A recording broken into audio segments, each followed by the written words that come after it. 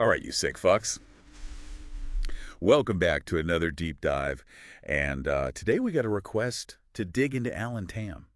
The Cantopop King. Yeah, the Oh. Cantopop fucking king, man. Uh, Holy shit, this guy's life is a goddamn roller coaster. We're talking Olympic athlete's son, restaurant mogul, political firebrand. it's nuts. Where do we even start with this guy? We got articles, we got interviews, we got the whole internet at our disposal. Yeah, we're going deep on this one. And to help us sift through this shitstorm, we've got a real expert in the house. Hey, everyone. So, Cantopop, right? For those of you who live under a rock, it's basically Hong Kong's answer to pop music. Yeah, catchy as hell, cheesy as fuck, and surprisingly deep sometimes. Yeah, sometimes some real gems in there. Yeah. But Alan Tam, he's like the godfather of this shit. He's the OG. But this ain't no fairy tale, folks. This guy's story is full of drama rivalry and enough political bullshit to make your head spin. Yeah, we're talking like full-on soap opera level drama. So let's start at the beginning. All right, so back in the day, we're talking like the 70s, there was this band called the Winners. The Wynners. What a fucking lame name. I know, right? It's like they pulled it out of a hat. But these guys were huge, right? Huge, man. Like the Beatles of Hong Kong, screaming fans, sold out shows, the whole 9 yards. And Tam was the lead singer. Yep, the front man, the heartthrob, the whole package. So they were cranking out the hits, racking up awards. I mean, what could go wrong? Well, you know what they say about boy bands. They all implode eventually. Exactly. And when the Winners went their separate ways, Tam went solo. And that's when shit really hit the fan. Oh, yeah. His solo career just exploded. Exploded. Try fucking Supernova. Those early albums, Love in Autumn, Embrace, Flower in Water, they were like game changers for Cantopop. Romantic ballads with a modern edge, huh? Exactly. And his voice, man, this dude could sing the phone book and make it sound sexy. No wonder they called him Principal Tam. It was peak Cantopop, baby. Millions of records sold, defining the sound of a generation. He took Cantopop, which was already pretty Western influenced, and infused it with even more international flavors, you know? Like what? Give me some examples.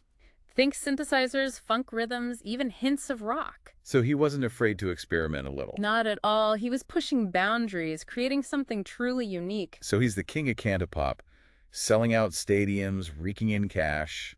But what's a good story without a little rivalry? Oh, this is where things get juicy. Enter Leslie Chung. Another Cantopop icon, equally talented, equally ambitious. And the media ate that shit up. Oh, absolutely. They love to pit these two against each other. It was like the Cantopop version of a WWE showdown. Tam versus Chung, who's the real king. It was a media frenzy. And let's not forget, the fans, man, they were just as rabid, picking sides, getting into fights. It was like a civil war in the Cantopop universe. So was it all just hype?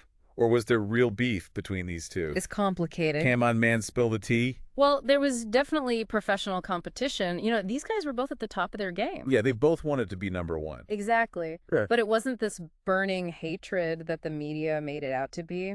So they weren't like throwing punches backstage or No, anything? no, nothing like that. These guys were professionals. Okay. So they respected each other's talent. Absolutely. And they even collaborated on occasion. Really? Like, Remember that remix of Illusion and Foggy Love for Tam's tribute album? oh yeah, that was fire. That was a big fuck you to the rumor mill for sure. So they were basically saying, we're cool, we're all good.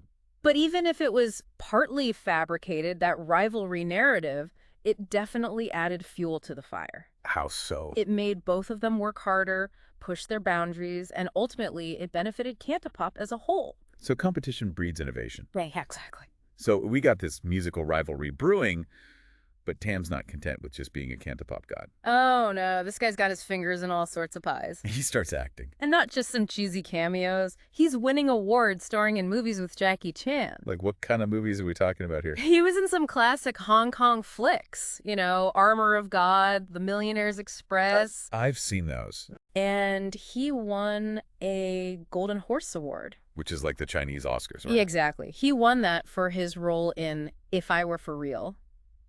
Not bad for a pop star. Not bad at all. So he could have just ridden the Cantopop wave, but he had to go and conquer another industry. He had that entrepreneurial spirit, always looking for new challenges. And that's not all, folks. We're just getting started. We're going to dive into his business ventures. Yeah, the restaurant. And we can't ignore the elephant in the room. Political shitstorm. Buckle up, kids. It's about to get messy. So we left off with Tam dipping his toes into the movie business. Yeah, the dude's like a Cantopop Zelig popping up in all these classic Hong Kong films. He was everywhere, man. So, like, what made him such a good actor? I mean, he's a singer, right? He had this natural charisma on screen, a presence that just drew you in. Right, so he's got the looks, he's got the charm, but can he act? Oh, he could act, man. He wasn't afraid to play different roles to show his range. So we're not just talking about him playing the heartthrob in every movie. No, he could do comedy, drama, action. Seriously. Yeah. So, like, hit me with one of his best roles. All right, how about Armor of God with Jackie Chan? Oh, shit, that's a classic. Classic Hong Kong action comedy, and Tam holds his own next to Jackie. So he's got the acting chops to back up the charisma. Huh. Oh, yeah, and don't forget, he won a Golden Horse Award. Wait, what's a Golden Horse Award? It's like the Chinese Oscars, man, a huge deal. And he won one. For what? For his role in If I Were For Real, a pretty serious drama, actually. So he's not just a pretty face, huh? This guy's got some real talent. No doubt about it. But then he kind of dropped off the acting radar. Right, like what happened? Well, he started focusing on other things, Like what? Business ventures, for one. Oh, yeah, that restaurant. Star East Entertainment. The name's a mouthful. Yeah, but it was a pretty big deal. Wasn't it like a Planet Hollywood type of thing? Yeah, kind of. It was a celebrity-backed restaurant with all this memorabilia and stuff. Did it actually do well, or was it just a cash grab? It actually did pretty well for a while. They had a good location, good food. So Tam's got the Midas touch. Everything he touches turns to gold. Well, not everything. Oh, yeah. We can't forget about the shitstorm. The political controversy. That was a PR disaster of epic proportions. It really tarnished his image. So remind me what happened again. During the Hong Kong protests, Tam came out as very pro-police. Which pissed off a lot of people. To say the least. I mean, Hong Kong was a powder keg at that time. Yeah. Tensions were running high, and when a beloved figure like Tam took a side, Especially a side that many saw as siding with the establishment. it felt like a betrayal to a lot of his fans. And they let him know it. Oh, yeah. There were boycotts, protests. People were smashing his records. It was brutal. It was a huge blow to his career. So what was he thinking?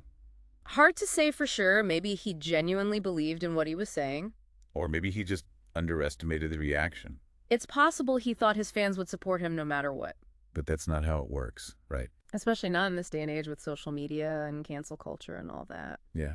You got to be careful what you say, especially when you have a platform like that. It's a tough lesson to learn. So what happened after the shit hit the fan? Did he just disappear? No. He's Alan Tam. He doesn't give up that easily. So he weathered the storm. He did. He kept making music, kept touring. And even found new ways to connect with fans. Yeah, he embraced the digital age. Wait, seriously? Principal Tam's on the internet now. Oh, yeah. He's got a YouTube channel. He's doing live streams. What the fuck? He's even mentoring younger artists like Kelvin Kwan. So he's trying to rebuild his image. I think so. He's showing that he's still relevant Yeah, and hold still on. got something to offer. And are people buying it? It's hard to say for sure, but he's definitely still got a loyal fan base. The dude's like 70 fucking 4, and he's still hustling. He's a survivor. All right, so we've covered the music, the movies, the controversies, the business ventures. He's been a wild ride. But what about the legacy? Like, what's Alan Tam's lasting impact on Cantopop and Hong Kong culture? We'll tackle that right after this. So we've dug deep into the life and times of Alan Tam, the Cantopop king, the movie star, the businessman, the political lightning rod. It's been a wild fucking ride, man. But now it's time to talk legacy.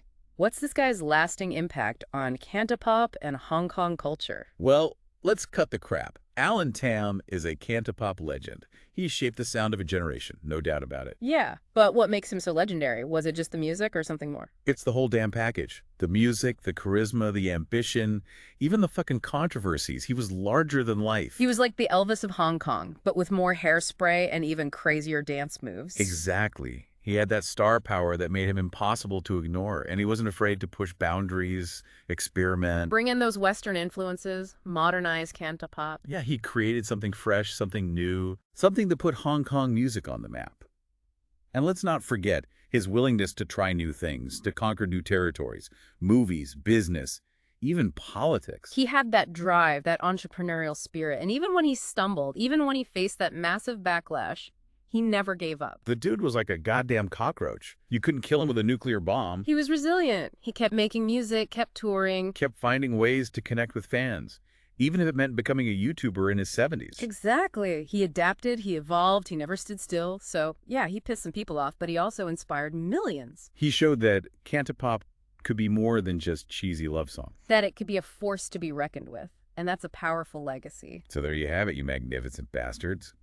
Alan Tam, the Cantopop king, the movie star, the businessman, the political lightning rod, a legend in his own time. A complex and fascinating figure who left an indelible mark on Hong Kong culture. His story is a reminder that even legends fuck up, make bad choices, and piss off a whole lot of people. But it's also a testament to the power of talent, resilience, and a healthy dose of crazy. So go check out his music, watch his movies, and appreciate the wild ride that was his life. Until next time, you glorious degenerates, keep it real, keep it raw, and keep digging for those nuggets of truth, no matter how fucked up they might be. Peace out.